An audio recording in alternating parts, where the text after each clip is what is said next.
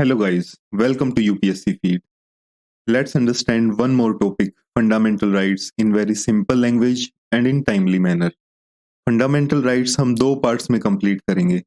ये topic most important topics में से है, तो मिस मत करना.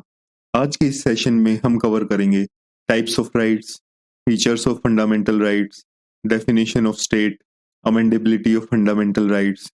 फिर पहले दो राइट्स जो कि हैं right to equality and right to freedom cover करेंगे, जो प्रीलिम्स के लिए काफी क्रूशियल हैं. हम ये टॉपिक विजन आईएएस के क्विक रिवीजन मॉड्यूल से कर रहे हैं. अगर आपको ये डाउनलोड करने हैं तो आप विजन आईएएस की ऑफिशियल वेबसाइट से डाउनलोड कर सकते हो. इसकी हाईलाइटेड पीडीएफ अगर आपको चाहिए तो आप हमारे टेलीग्राम ग्रुप से ले सकते हो, जिसका लिंक डिस्क्रिप्शन में है. चलिए बिना टाइम वेस्ट किए शुरू करते हैं. Let's start with fundamental rights. The first topic is what are rights? So we are categorizing the rights. The first one is natural right. What exactly is natural right is that from the virtue of their birth. जो हमारे rights ऐसे हैं जैसे कि right to life and liberty, कि हमें स्वतंत्रता का अधिकार है, वो सब हमारे natural rights हैं. Second comes is human rights, जैसे कि रिलीजन का हमारा राइट है, right for a fair trial, ये ह्यूमन राइट्स का पार्ट बनते हैं. Next comes is legal rights. देखो कि जो लॉज लेजिस्लेचर द्वारा बनाए जाते हैं, जैसे कि राइट टू स्ट्राइक या फिर पेटेंट राइट, ऐसे राइट्स हमारे लीगल राइट्स हैं. इससे ज़्यादा पावरफुल होते हैं हमारे कॉन्स्टिट्यूशनल राइट्स, जो हमारे कॉन्स्टिट्यूशन में मेंशन्ड हैं, जैसे कि फंडामेंटल राइट्स जो हमारे पार्ट 3 ऑफ कॉन्स्टिट्यूशन में मेंशन है, जिसको हम अभी डिटेल में देखेंगे. दूसरे कॉन्स्टिट्यूशनल राइट जैसे right to property. Right to property पहले फंडामेंटल राइट हुआ करता था, लेकिन अब उसको वहां से हटा के फंडामेंटल राइट से हमने उसको नॉर्मल कॉन्स्टिट्यूशनल राइट बना दिया है. The next one is right to vote. That is also a constitutional right. Coming forward, civil and political rights. Political rights ऐसे राइट हैं जो हमारे स्ट्रक्चर ऑफ गवर्नमेंट से रिलेटेड होते हैं, जैसे कि राइट टू वोट, कि हमें वोट देने का अधिकार है, ये हमारा एक पॉलिटिकल राइट है. Next one is civil right, कि हमें एक सिविलाइजेशन में रहने के लिए, जैसे कि राइट टू फ्रीडम, एक सिविलाइज सोशल लाइफ फॉलो करने के लिए ये राइट्स हमारे लिए जरूरी हैं. और सबसे एंड में आते हैं फंडामेंटल राइट्स. हमें ये जानना होगा कि फंडामेंटल राइट्स हैं, ये भी कॉन्स्टिट्यूशनल राइट है, क्योंकि देखो ये एक कॉन्स्टिट्यूशन है. जस्ट फॉर एन एग्जांपल, इसमें ये है पार्ट 3 ऑफ कॉन्स्टिट्यूशन. तो पूरे कॉन्स्टिट्यूशन में जो राइट्स मेंशन हैं उन्हें हम बोलते हैं कॉन्स्टिट्यूशनल राइट्स. इसमें से जो पार्ट 3 ऑफ कॉन्स्टिट्यूशन में मेंशन है उनको हम बोलेंगे फंडामेंटल राइट्स. इसके साथ ही अगर किसी और लॉ के द्वारा कोई लॉ बनाया जाता है, कोई एक्ट बनता है, तो वहां पे जो राइट्स मिलते हैं वो हमारे होते हैं ऑर्डिनरी लीगल राइट्स, तो उन्हें हम लीगल राइट्स बोलते हैं. ठीक है, तो अगर हम फंडामेंटल की बात करें तो they are mentioned in constitution and they are justiciable, कि अगर ये वोलेट होते हैं तो हम डायरेक्टली सुप्रीम कोर्ट जा सकते हैं. Second is they are mentioned in part 3 of the constitution in the article number 12 to article number 35. तो जैसे हमने बात की थी article number 1 to article number 4, ये आते हैं union and its territories part 1 में. Article number 5 to article number 11 ये मेंशन होते हैं हमारे पार्ट 2 में, और यहाँ हम बात करते हैं सिटीजनशिप की. And from article number 12 to article number 35 ये हमारे आते हैं फंडामेंटल राइट्स में and in the part 3 of constitution. तो अगर हम ये देखें कि फंडामेंटल राइट्स हमारे क्यों बने हैं, तो in the history freedom struggle में नेहरू रिपोर्ट आई थी, जो कि 1931 का जो कराची सेशन हुआ था उसके रिजोल्यूशन के बाद. तो उसमें भी फंडामेंटल राइट्स के बारे में बात की गई थी. एंड नेक्स्ट यूएसए के कॉन्स्टिट्यूशन में बिल ऑफ राइट्स मेंशन्ड है, जो कि फंडामेंटल राइट्स ही है. कमिंग नेक्स्ट, तो हमारे पास कौन कौन से राइट्स हैं, जैसे right to equality, right to freedom, right against exploitation, right to freedom of religion, cultural and educational rights, right to constitutional remedies. तो हमारे पास एक और राइट होता था, राइट टू प्रॉपर्टी। ये डिलीट कर दिया गया था फंडामेंटल राइट से इन 44th अमेंडमेंट एक्ट 1978 और इसको एक लीगल राइट बना दिया था। तो ऐसा क्यों किया गया था कि प्रॉपर्टी को हमने फंडामेंटल राइट से हटा दिया? कि क्या था कि जब भी गवर्नमेंट किसी प्रॉपर्टी को एक्वायर करने की ट्राई करती थी फॉर डेवलपमेंट, जैसे कि रोड्स बनानी है या कोई और डेवलपमेंट करनी है, तो फंडामेंटल राइट्स की वजह से हम वो इजीली नहीं कर पाते थे।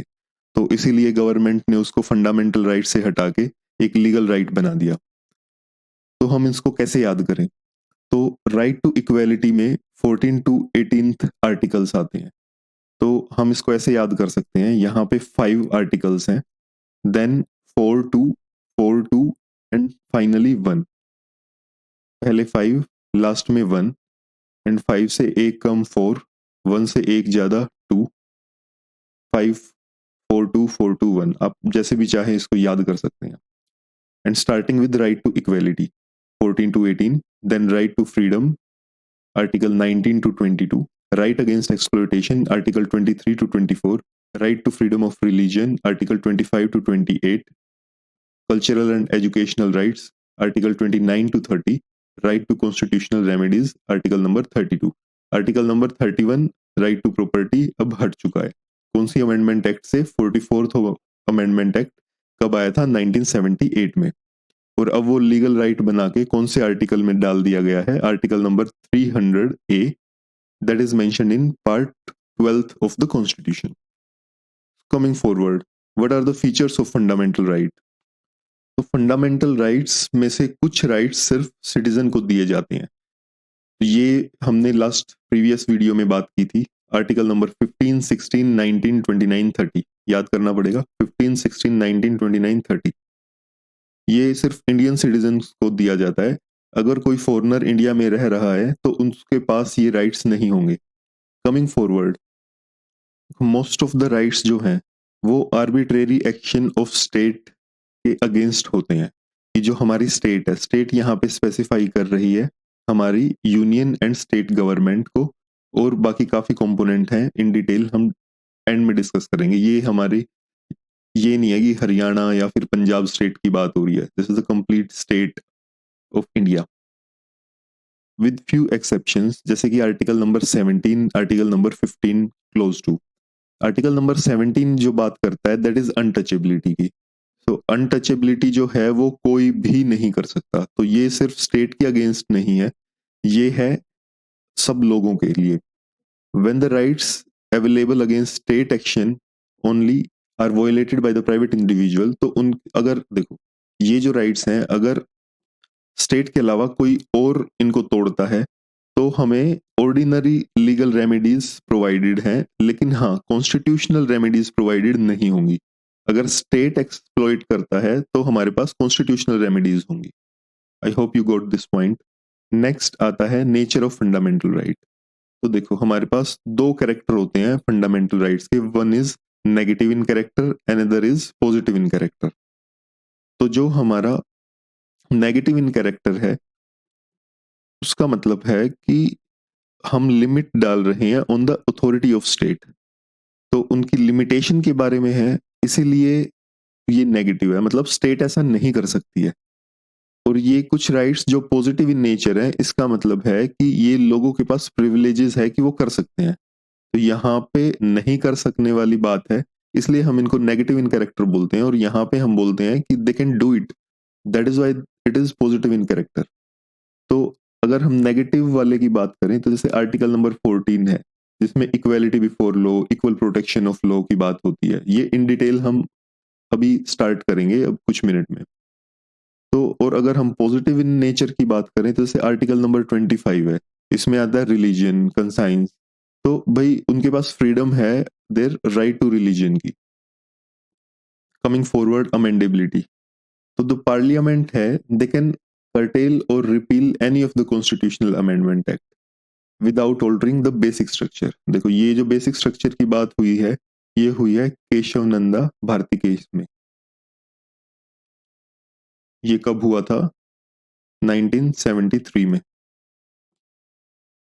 तो अभी इसको अमेंडेबिलिटी वाले पॉइंट में हम इन डिटेल डिस्कस करेंगे। अभी हम सिर्फ ये जान सकते हैं कि जो हमारा कॉन्स्टिट्यूशन है, जो हमारी पार्लियामेंट है, वो कोई भी कॉन्स्टिट्यूशन में अमेंडमेंट कर सकती है, लेकिन ऐसा करते हुए जो बेसिक स्ट्रक्चर है उसके ऊपर कोई भी चेंज नहीं होना चाहिए।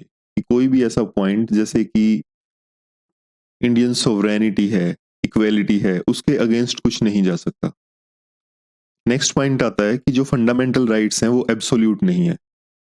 एब्सोल्यूट नहीं है का मतलब है कि हमारे पास कुछ ना कुछ रेस्ट्रिक्शंस लगा दी गई हैं स्टेट के द्वारा। ऐसा क्यों होता है, इसको एक एग्जाम्पल की हेल्प से समझते हैं। जैसे right to freedom of speech and expression, हम कुछ भी बोल सकते हैं, लेकिन that should not be absolute. इसका क्या मतलब है कि ये इंडियन सिक्योरिटी एंड सोवरेनिटी के अगेंस्ट नहीं जाना चाहिए। ये जो मॉरल वैल्यूज हैं उनके अगेंस्ट भी नहीं जाना चाहिए। जो हमारा पब्लिक ऑर्डर है, पब्लिक ऑर्डर भी मेंटेन रहना चाहिए, और कोई भी कंटेम्प्ट ऑफ कोर्ट हम नहीं कर सकते हैं। तो इन चीजों को छोड़ के या कुछ ऐसे ही पॉइंट्स, बाकी हमारे पास right to freedom of speech and expression है। अगर हम सस्पेंशन की बात करें तो हाँ, फंडामेंटल राइट्स को सस्पेंड किया जा सकता है ड्यूरिंग नेशनल इमरजेंसी, जैसे कि आर्टिकल नंबर 20 एंड 21 को छोड़ के, जो कि सस्पेंड नहीं होंगे, बाकी फंडामेंटल राइट्स को सस्पेंड किया जा सकता है। और यहाँ पे 6 राइट्स जो कि गारंटीड होते हैं आर्टिकल नंबर 19 में, आगे आने वाले टॉपिक्स में बात करेंगे, they can also be suspended only when emergency is declared on the grounds of war and external aggression and not on the ground of armed rebellion। तो ऐसा मेंशन्ड है। तो जब बाहर से अगर कोई हमला होता है भारत के ऊपर, तो तभी इनको सस्पेंड किया जाएगा। लेकिन अगर armed rebellion with in the country होता है तो इनको हम सस्पेंड नहीं कर सकते हैं। Coming forward, article number 12। तो आर्टिकल नंबर 12 डिफाइन करता है कि व्हाट एग्जैक्टली इज स्टेट। तो स्टेट में हम क्या क्या पॉइंट्स डालते हैं, what is covered in A state. तो ये देखो कि that is covered in a very wider sense. First point आता है executive and legislative organ of union. Executive organ क्या होता है, दैट इज आवर गवर्नमेंट, जो हमारी सरकार है। सेकंड इज लेजिस्लेटिव, लेजिस्लेटिव में आता है हमारा parliament. And the organ of union, union के बाद आता है स्टेट्स। स्टेट्स में वही जो हमारी स्टेट गवर्नमेंट है एंड स्टेट लेजिस्लेचर जो है इन लेजिस्लेटिव। नेक्स्ट है लोकल अथॉरिटीज, जैसे हमारी पंचायत्स हैं, म्यूनिसिपैलिटीज हैं, and along with other statutory and non-statutory authorities like LIC, ONGC, SAIL. देखो स्टैट्यूटरी अथॉरिटीज कौन सी होती हैं, ये पार्लियामेंट बनाता है, मतलब ये एक लेजिस्लेटिव के द्वारा बनाई जाती है। बट अगर हम बात करें नॉन स्टैट्यूटरी, ये एक गवर्नमेंट बनाती है, मतलब ये एग्जीक्यूटिव्स के द्वारा बनाया गया होता है। हमारे जो कोर्ट्स हैं वो भी स्टेट की डेफिनेशन में आते हैं, but only when they perform non judicial functions. और अगर हम बात करें ऐसी अगर कोई प्राइवेट बॉडी या फिर एजेंसी है जो कि स्टेट के लिए काम करती है, उसको भी हम स्टेट की डेफिनेशन में रखेंगे अंडर आर्टिकल 12। सो नेक्स्ट आता है आर्टिकल नंबर 13। आर्टिकल नंबर 13 में हम बात करते हैं लॉ इनकंसिस्टेंट और इन डेरोगेशन ऑफ फंडामेंटल राइट्स।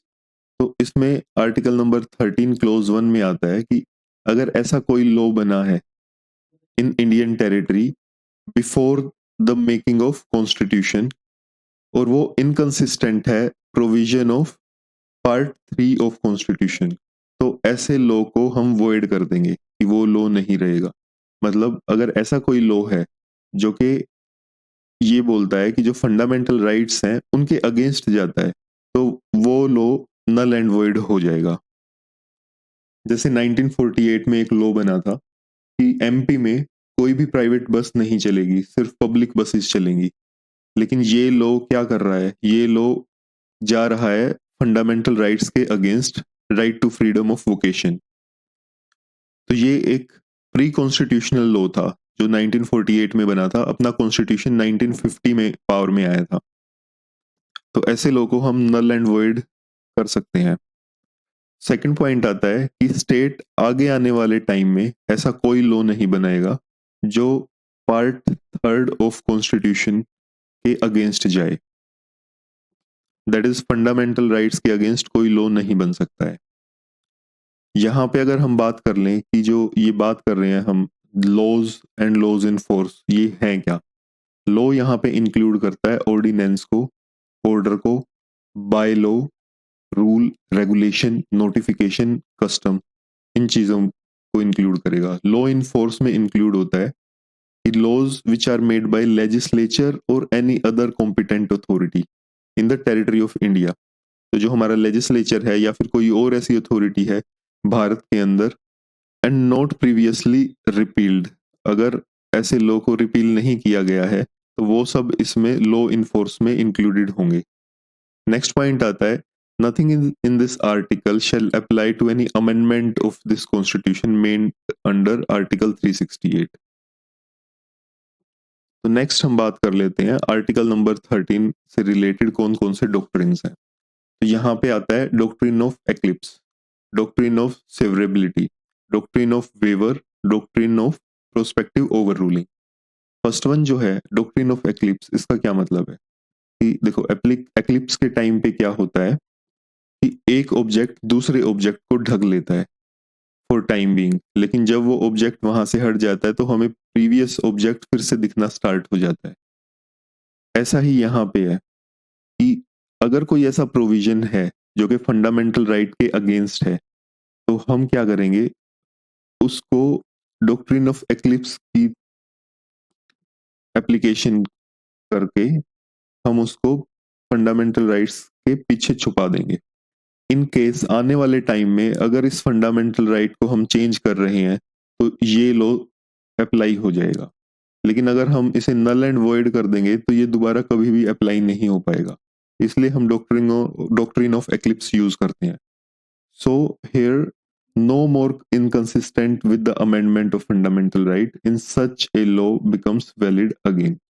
अगर ये कंसिस्टेंट नहीं होता है फंडामेंटल राइट हमारा तो ये जो लॉ है दैट बिकम्स वैलिड अगेन।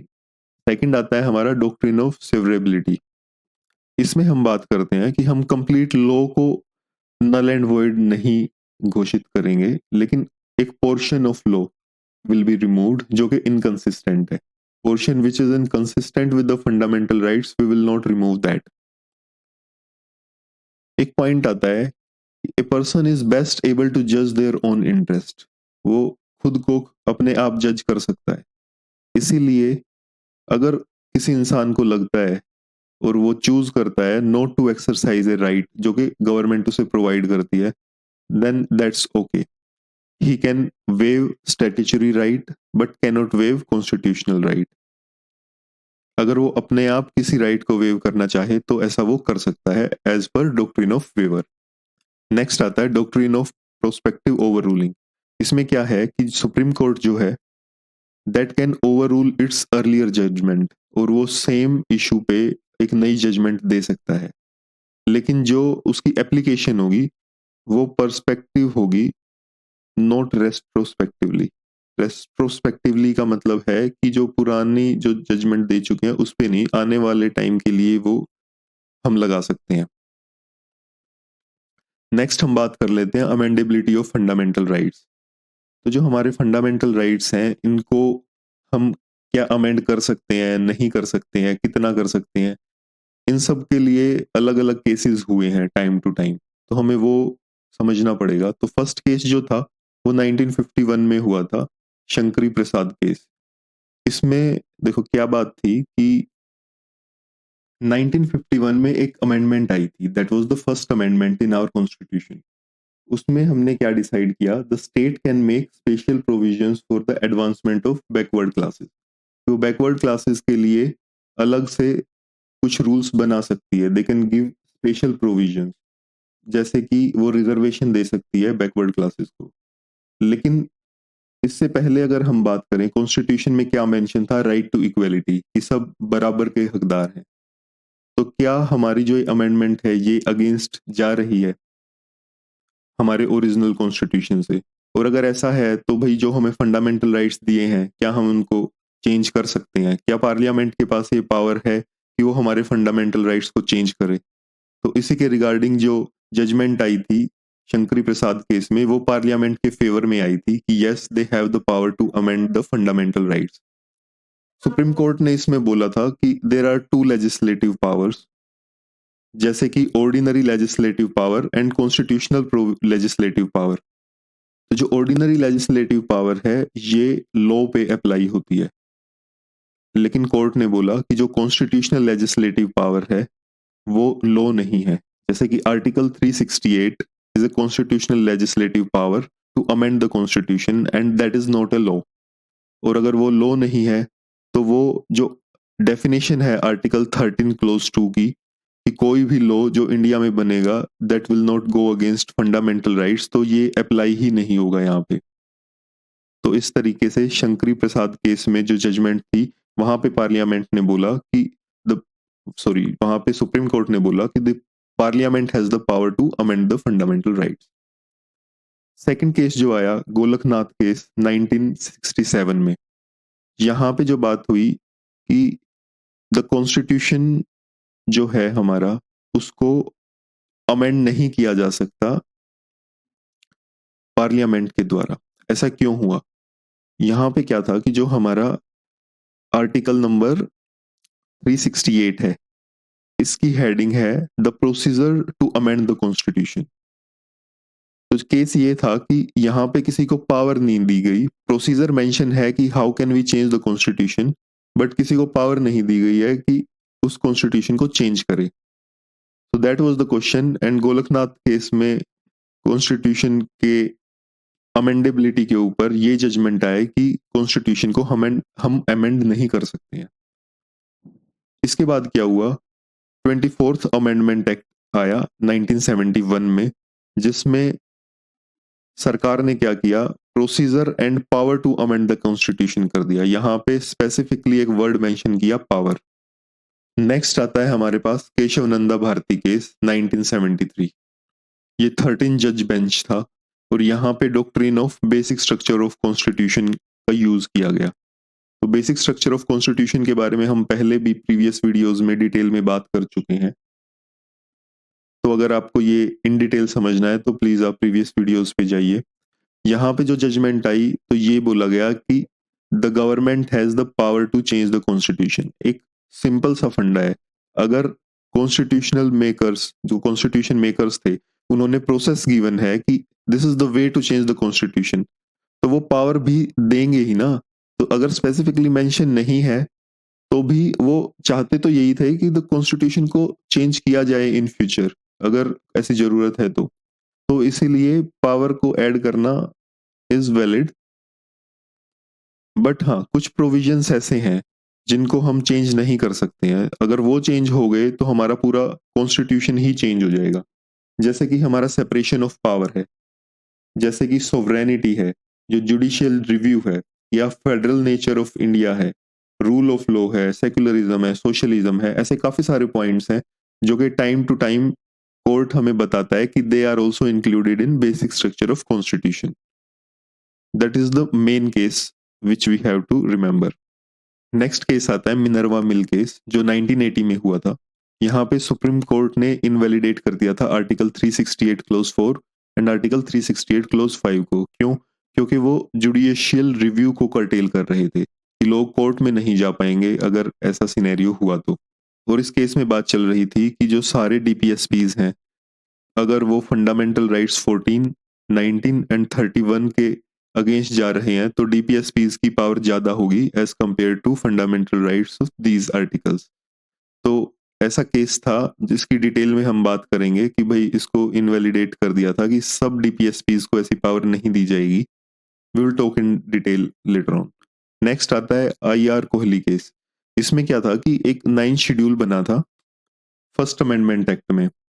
तो इसमें बात थी कि अगर कोई भी सब्जेक्ट हम 9 शेड्यूल में डाल देते हैं तो उसके ऊपर जुडिशियल रिव्यू नहीं होगा। यहां हमने बात की कि केशव नंदा भारती केस के बाद जो भी केसेस आए हैं, जो भी लॉज बने हैं, तो they will be subject to judicial review. Coming next, let's talk about the first right, that is right to equality. It is provided in Article 14 to Article 18, 5 articles. Let's start. Article number 14. यहाँ पे हम दो concepts की बात करते हैं, equality before the law and equal protection of the laws. तो जो इक्वालिटी बिफोर लॉ है, ये हमने ब्रिटिश ट्रेडिशन से लिया है। ये एक नेगेटिव ओरिएंटेड क्लॉज है और यहाँ पे हम स्टेट को रेस्ट्रिक्ट करते हैं from making any discrimination between two citizen. देख, स्टेट कैनॉट डिस्क्रिमिनेट। लेकिन अगर हम बात करें इक्वल प्रोटेक्शन ऑफ लॉ की, ये हमने अमेरिकन कॉन्स्टिट्यूशन से लिया है। ये एक पॉजिटिव कंसेप्ट है जहां पे हम बात करते हैं equality of treatment under equal circumstances. तो ये हमें पॉजिटिव डिस्क्रिमिनेशन करने के लिए अलाउ करता है। पॉजिटिव डिस्क्रिमिनेशन क्या होता है कि जैसे दो बंदे हैं, एक की हाइट मान लो 6 फीट है, एक बच्चा है जिसकी हाइट 3 फीट है। अगर हम दोनों को बोलें कि आप दोनों को 3 किलोमीटर दौड़ना है, तो क्या ये फेयर होगा? जो लंबा है वो जल्दी कवर कर सकता है, लेकिन जिसकी हाइट कम है वो उसको टाइम लगेगा। तो इसीलिए हमें जो रूल्स हैं वो ऐसे बनाने होंगे कि जो 3 फीट वाला लड़का है या लड़की है, उसकी जो रेस हो वो 3 फीट वाले के साथ ही हो। तो इसलिए हम बोलते हैं कि इक्वालिटी ऑफ ट्रीटमेंट जो होगी वो इक्वल सर्कमस्टेंसेज में होगी। इसी के तहत हम रिजर्वेशंस प्रोवाइड करते हैं कि जिन लोगों को रिजर्वेशन की जरूरत है हम उन्हें रिजर्वेशन प्रोवाइड करेंगे। इक्वालिटी बिफोर लॉ में हम रूल ऑफ लॉ कंसेप्ट को अप्लाई करते हैं। देखो, यहाँ हम क्या बात करते हैं कि कोई भी इंसान irrespective of his rank status, हम सबको इक्वल ट्रीट करेंगे। जो लॉ, इंडियन लॉ है, that will treat everyone equally. तो इसमें एक एग्जांपल हम दे सकते हैं। आपने देखा होगा एक मिसलीडिंग एडवर्टीजमेंट का केस था पतंजलि के अगेंस्ट, और उसमें योग गुरु रामदेव बाबा को सुप्रीम कोर्ट में आने के लिए बोला गया था और वो आए थे। तो वट एवर द केसेस, जो उसकी हियरिंग हुई, लेकिन रामदेव गुरु को कोर्ट में जाना पड़ा। So all are equal before law. तो जैसे कि रूल ऑफ लॉ बात करता है एब्सेंस ऑफ आर्बिट्रेरी पावर की एंड इक्वालिटी बिफोर लॉ की। रूल ऑफ लॉ में 3 प्रिंसिपल होते हैं। इसमें फर्स्ट प्रिंसिपल आता है कि अगर कोई इंसान लॉ को वोलेट करता है, सिर्फ उसी कंडीशन में उसको पनिश किया जाएगा, एल्स उसके अगेंस्ट कोई एक्शन नहीं होगा। सेकंड पॉइंट आता है सभी को ऑर्डिनरी लॉ ऑफ लैंड को फॉलो करना होगा। इसमें कोई भी डिस्टिंक्शन नहीं दी जाएगी किसी को। जो लॉ है वो सबके लिए सेम होगा, अमीरों के लिए भी और गरीबों के लिए भी। और जो थर्ड प्रिंसिपल है equality, sorry, rule of law का, वो एक मॉडिफिकेशन के साथ इंडिया में अप्लाई होता है। तो जो इंग्लैंड में अप्लाई किया जाता है रूल ऑफ लॉ, उसमें है कि जो लेजिस्लेचर के एक्शन हैं उनको लॉ माना जाएगा। लेकिन इंडिया में हम बोलते हैं कि जो लॉ पास किया गया है लेजिस्लेचर के द्वारा, वो सिर्फ तब तक वैलिड होगा जब तक वो कॉन्स्टिट्यूशन के प्रोविजंस के कंसिस्टेंट रहेगा। क्योंकि इंडिया में कॉन्स्टिट्यूशन सुप्रीम है और ब्रिटिश में लेजिस्लेचर सुप्रीम है, उनका पार्लियामेंट सुप्रीम है। तो चलो आगे बात करते हैं इंदिरा साहनी केस की। इस केस में 1992 में हुआ था और इसमें ये बात की गई कि जो रूल ऑफ लॉ है that will be a part of basic structure. तो अभी जो हमारा आर्टिकल नंबर 14 है, ये इसके तहत बेसिक स्ट्रक्चर में आ जाता है। तो right to equality is a part of basic structure, ये आपको याद रखना होगा। तो जो इक्वालिटी है, यहाँ पे कुछ एक्सेप्शंस भी आते हैं, जैसे फॉर इम्प्लीमेंटिंग सर्टेन डीपीएसपी। हमारे पास 2 DPSPs हैं, डायरेक्टिव प्रिंसिपल्स, जो कि हम नेक्स्ट चैप्टर में बात करेंगे आफ्टर फंडामेंटल राइट्स। जैसे आर्टिकल नंबर 39B, 39C, इनमें हम बात करते हैं। 39B है कि जो ओनरशिप ऑफ रिसोर्सेज है वो डिस्ट्रीब्यूटेड होनी चाहिए, और इस तरीके से डिस्ट्रीब्यूटेड होनी चाहिए कि कॉमन गुड उसमें फॉलो हो रहा हो। ऐसा नहीं है कि सब एक ही के पास है, तो जो भी रिसोर्सेज हैं इंडिया में तो वो सब डिस्ट्रीब्यूटेड होना चाहिए। Second is 39C। यहाँ पे हम बात करते हैं कि जो हमारी वेल्थ है उसकी कंसंट्रेशन, जो इंडिया की वेल्थ है उसकी कंसंट्रेशन कुछ ही हाथों में नहीं होनी चाहिए। तो ये रूल फॉलो करने के लिए अगर हमें article number 14 equality before law या फिर इक्वल प्रोटेक्शन ऑफ लॉ के अगेंस्ट जाना पड़े, तो our government, our state can do that. Second exception आता है कि जो हमारे प्रेसिडेंट हैं, गवर्नर्स हैं, एमपीज हैं, एमएलएज हैं, फॉरेन डिप्लोमेट हैं, इनके पास कुछ इम्यूनिटीज होती हैं। फॉर एग्जाम्पल, जो प्रेसिडेंट हैं उनके अगेंस्ट कोई भी क्रिमिनल प्रोसीडिंग नहीं स्टार्ट हो सकती है, और अगर कोई सिविल प्रोसीडिंग है तो उसके लिए 2 मंथ का नोटिस दिया जाएगा, उसके बाद ही वो प्रोसीडिंग होगी। Next is article number 15। Article number 15 prohibit करता है discrimination on the ground of religion, race, caste, sex और प्लेस ऑफ बर्थ। तो अगर हम बात करें आर्टिकल नंबर 15(1) की, तो ये प्रोहिबिट करता है स्टेट को, तो it is against the state for discriminating against any citizen on the ground of religion, race, caste, sex and place of birth. देखो यहाँ पे जो ओनली वर्ड है that is the main one. तो ये बोलता है कि सिर्फ इन कंडीशंस की वजह से अगर डिस्क्रिमिनेट किया जा रहा है तो दैट इज नॉट अलाउड। लेकिन अगर ऐसा कोई सिनेरियो है जैसे कि विमेन को रिजर्वेशन देना, तो हम वो बोलते हैं कि अगर हम विमेन को रिजर्वेशन दे रहे हैं तो हम इक्वल प्रोटेक्शन ऑफ लॉ को फॉलो कर रहे हैं। तो इन दैट सिनेरियो हम इस टाइप का पॉजिटिव डिस्क्रिमिनेशन कर सकते हैं। नेक्स्ट आर्टिकल, आर्टिकल नंबर 15(2), ये प्रिवेंट करता है private citizen and also state को, और जो ग्राउंड्स हैं वो सेम रहेंगे, religion, race, caste, sex, place of birth, लेकिन ये रहेगा to get access to public places, जैसे कि हमारे पास हो गए होटल्स हो गए हैं या फिर पार्क्स एक्सेट्रा, हॉस्पिटल्स, तो इन सब में अलाउड नहीं होगा किसी भी टाइप का डिस्क्रिमिनेशन।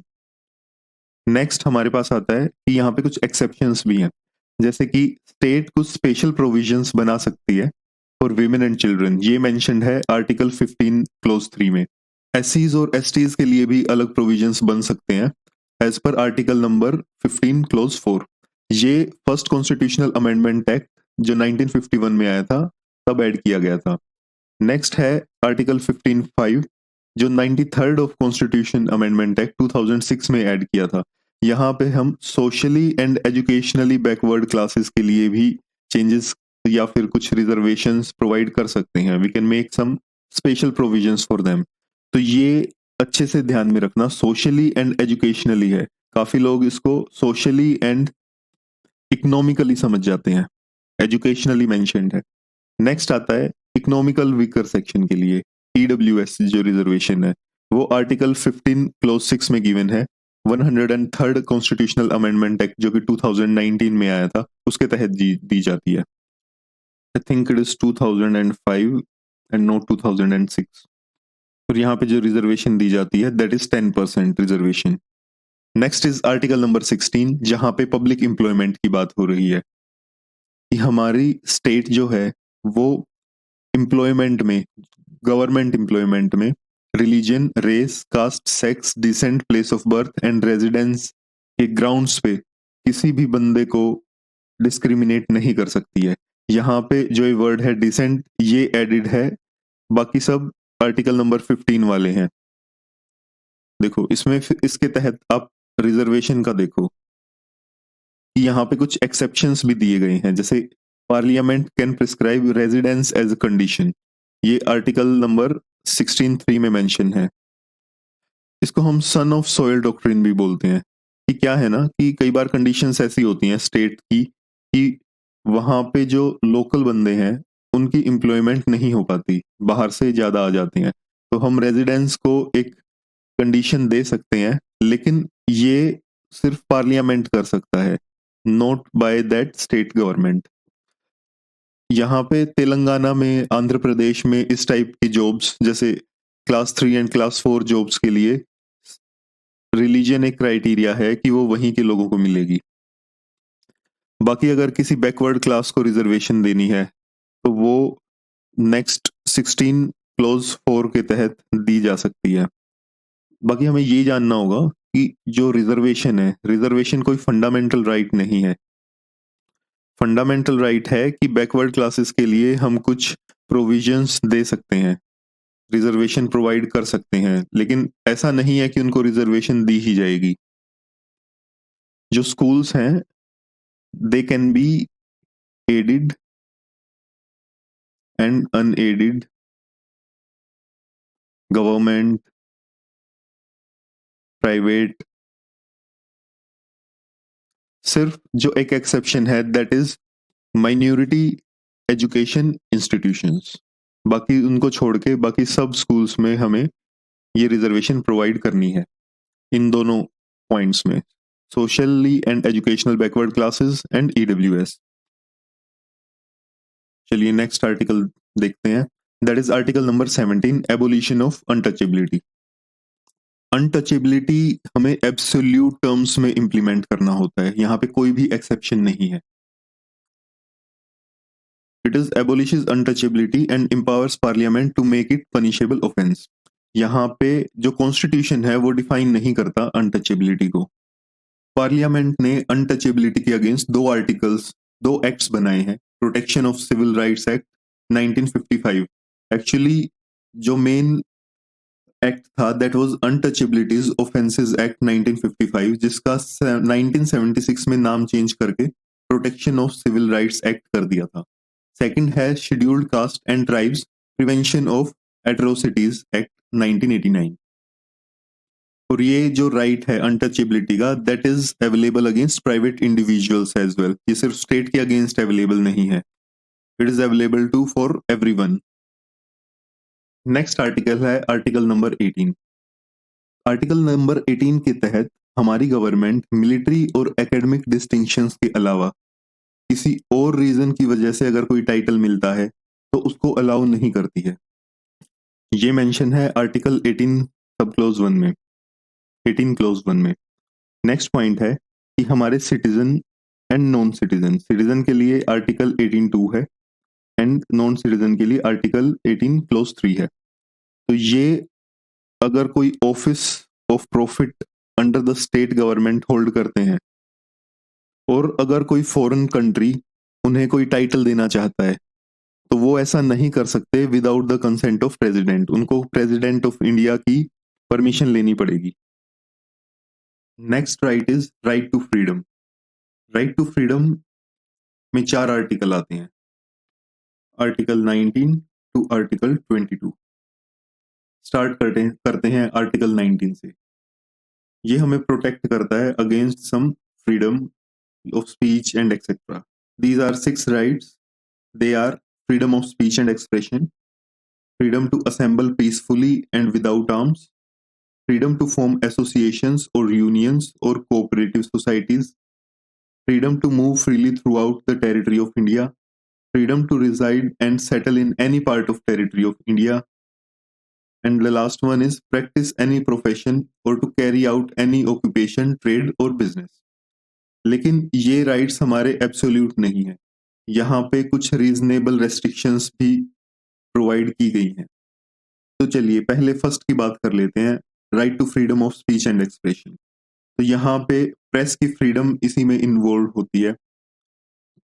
एक इंसान अपने व्यू को प्रोपोगेट कर सकता है। यहाँ पे right against tapping telephonic conversation भी है, राइट अगेंस्ट बंद। देखो जो बंद लगते हैं ना दे आर इलीगल, तो हमारे पास उसके अगेंस्ट भी राइट है। Next is right to demonstration but not right to strike. Right to strike एक स्टैट्यूटरी राइट है, वो कोई कॉन्स्टिट्यूशनल राइट नहीं है। Next is right to freedom of silence. ठीक है, तो अब हम बात कर लेते हैं सम रीजनेबल रेस्ट्रिक्शंस, जैसे कि ये राइट हमारी sovereignty and integrity of India के अगेंस्ट यूज नहीं हो सकता। ऐसा नहीं है कि आप इंडिया के अगेंस्ट कुछ भी बोल रहे हो। Security of the state, friendly relation with foreign state, public order और बाकी defamation, incitement to an offence, contempt of court, तो ये सब रीजनेबल रेस्ट्रिक्शंस हैं। जिनका हमें ध्यान रखना होगा अपने freedom of speech and expression को एक्सप्रेस करते हुए। नेक्स्ट आता है हमारे पास right to assemble peacefully and without arms. यहाँ पे पीसफुल मीटिंग्स के लिए हमें राइट दिया गया है, लेकिन इसमें राइट टू स्ट्राइक एडिड नहीं है। और ये जो है वो हमें सिर्फ पब्लिक लैंड पे ही एक्सरसाइज करना होगा। हम गवर्नमेंट से परमिशन लेते हैं, जैसे जंतर मंतर पे परमिशन ली जाती है, तो अगर गवर्नमेंट परमिशन दे देती है तभी हम वहां जाके पीसफुली असेंबल हो सकते हैं। लेकिन ऐसा नहीं है कि हम किसी भी प्राइवेट लैंड पे जाके ये सब परफॉर्म करें। इसमें भी रीजनेबल रेस्ट्रिक्शंस हैं, sovereignty and integrity of India and public order. Next आता है राइट टू फॉर्म एसोसिएशंस और यूनियंस और कोऑपरेटिव सोसाइटी। ये देखो कि पॉलिटिकल पार्टीज जो फॉर्म होती हैं या कंपनीज फॉर्म होती हैं, कोई ऑर्गेनाइजेशन फॉर्म होता है, तो उसमें आर्टिकल 19(1) सब क्लोज सी यूज होता है। इवन ये राइट प्रोवाइड करता है right to not join any organisation. लेकिन ये राइट ये नहीं बोलता कि वो रिकॉग्निशन मिलेगी या नहीं मिलेगी। और रेस्ट्रिक्शंस में भी सोवरेनिटी, इंटीग्रिटी ऑफ इंडिया और पब्लिक ऑर्डर एंड मोरालिटी, इसके अगेंस्ट नहीं जाना चाहिए। Next is right to move freely throughout the territory of India. देखो ये है within the territory of India. अगर हम बात करें right to move out of the country, वो मिलता है हमें आर्टिकल 21 में। यहाँ पे भी कुछ रेस्ट्रिक्शंस हैं, जैसे कि जनरल पब्लिक का interest and protection of interest of any scheduled tribe. तो कुछ ट्राइबल एरियाज हैं जहाँ पे हम फ्रीली नहीं जा सकते हैं, वहां जाने के लिए हमें परमिशन लगेगी। As per the court, movement of prostitute और persons who are affected by AIDS, their movement can be restricted in the interest of general public and public morale। हम इंडिया में कहीं पे भी सेटल हो सकते हैं in any part of the country. Still scheduled tribe के जो एरियाज हैं वहां पे there can be some restriction. Next is practice any profession and to carry out any occupation, trade और बिजनेस। तो ये हम पे डिपेंड करेगा कि हम क्या प्रैक्टिस करें। स्टिल ये राइट भी हमारा एब्सोल्यूट नहीं है। Interest of general public, state में ऑल्सो रेस्ट्रिक्ट सम एक्टिविटीज जो कि इमोरल हैं, जैसे कि trafficking in women and children. और हाँ, ये चेंज कर लीजिए, ये आर्टिकल सब क्लोज जी है। सब क्लोज एफ था राइट टू प्रॉपर्टी, जो कि अभी हमने फंडामेंटल राइट से हटा दिया है। नेक्स्ट हमारे पास आता है article number 20, that is protection in respect of conviction for offences. तो ये हमारे पास यहाँ पे 3 पॉइंट आते हैं। First is no ex post facto law. इसका क्या मतलब है? जो क्रिमिनल लॉज हैं, ये लॉ सिर्फ क्रिमिनल लॉ पे ही अप्लाई होता है, सिविल लॉ या फिर टैक्स लॉ पे नहीं। कि कोई भी क्रिमिनल केस में जो सजा है या रूल है वो रेट्रोस्पेक्टिवली नहीं लगेगा, मतलब पास्ट के केसेस में नहीं लगेगा, जो आने वाले केसेस हैं उन्हीं पे अप्लाई होगा। Second is no double jeopardy. इसका क्या मतलब है कि in the court of law जो पनिशमेंट है वो सिर्फ एक बार ही दी जाएगी, ऐसा नहीं है कि एक से ज्यादा बार दी जाएगी। लेकिन जो डिपार्टमेंटल इंक्वायरीज हैं वो इसका पार्ट नहीं है। तो अगर आपने कोई क्राइम किया है और कोर्ट आपको सजा दे रहा है और आपका ऑर्गेनाइजेशन आपको सजा दे रहा है, तो उसको डबल जियोपार्डी कंसीडर नहीं किया जाएगा। नेक्स्ट आता है नो सेल्फ इंक्रिमिनेशन। अगर किसी इंसान के अगेंस्ट ये केस है कि उसने ये क्राइम किया है, तो ये उसके ऊपर नहीं है प्रूव करना कि उसने क्राइम नहीं किया है, जबकि दूसरे इंसान को प्रूव करना होगा कि हाँ इसी ने ये क्राइम किया है।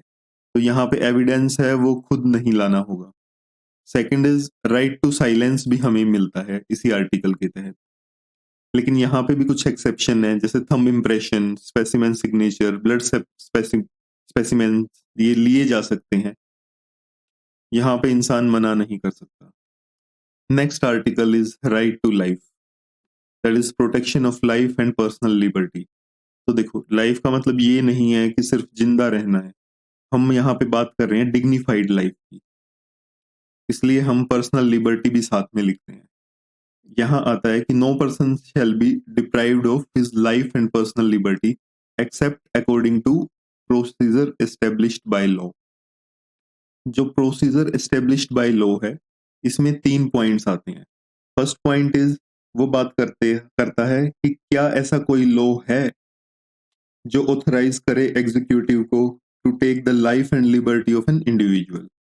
सेकंड पॉइंट आता है, अगर ऐसा कोई लॉ है तो क्या वो किसी कॉम्पिटेंट अथॉरिटी ने बनाया है, और अगर है तो थर्ड क्वेश्चन आता है, वो लॉ बनाने के लिए प्रोसीजर करेक्टली फॉलो किया गया था या नहीं। तो यहाँ पे एक पॉइंट मिसिंग रह जाता है, that is the intention of law makers. उनकी इंटेंशन ठीक थी या नहीं थी, वो point procedure established by law में नहीं आता।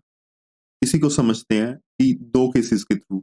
फर्स्ट केस है गोपालन केस 1950, जहां पे सुप्रीम कोर्ट ने माना कि जो प्रोटेक्शन है अंडर आर्टिकल 21 वो अवेलेबल होती है only against the arbitrary executive action, और लेजिस्लेटिव एक्शन नहीं होगा उसमें। लेकिन जब मेनका गांधी केस आया 1978 का, तो वहां पे सुप्रीम कोर्ट ने एक वाइडर इंटरप्रिटेशन दी कि ये जो आर्टिकल 21 है ये ऑल्सो अवेलेबल होगा against the arbitrary legislation action. तो इसका मतलब है कि अब हमारे लॉ में प्रोसीजर एस्टेब्लिश्ड बाय लॉ की जगह ड्यू प्रोसेस ऑफ लॉ आ गया है, जिसमें हम intention of the law makers भी चेक करते हैं, that is the arbitrary legislative action है या नहीं है। अगर हम आर्टिकल्स की बात करें कि आर्टिकल 21 में कौन कौन से पॉइंट्स अवेलेबल हैं, तो right to livelihood, right to pollution free environment, right to privacy, right to shelter, right to health, right to free education up to 14 years of age, right to free legal aid, right to information and right to electricity इसी का component है। अगर और बात करें, right to marry भी इसी में आ जाता है। Coming forward, article 21A, that is right to education, ये हमने ऐड किया था 86 कॉन्स्टिट्यूशनल अमेंडमेंट एक्ट ऑफ 2002 में। इस एक्ट के तहत एक फंडामेंटल ड्यूटी भी डाली गई थी, जो पेरेंट एंड स्टेट्स को दबाव डालते हैं कि बच्चों को स्कूल में लेकर आओ। तो ये आर्टिकल क्या बोलता है कि it mandates the state to provide free and compulsory education. Free भी है एंड कंपल्सरी भी है एजुकेशन। कौन कौन से बच्चे? जो 6 से 14 साल तक के हैं, from 6 to 14 years of age। और इसी के लिए right of children to free and compulsory education, that is RTE act 2009 वाला इम्प्लीमेंट हुआ था।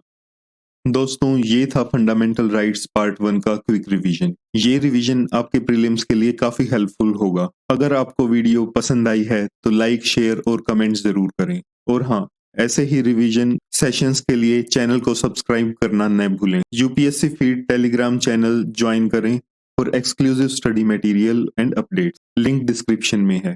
मिलते हैं नेक्स्ट सेशन में। Thanks for watching.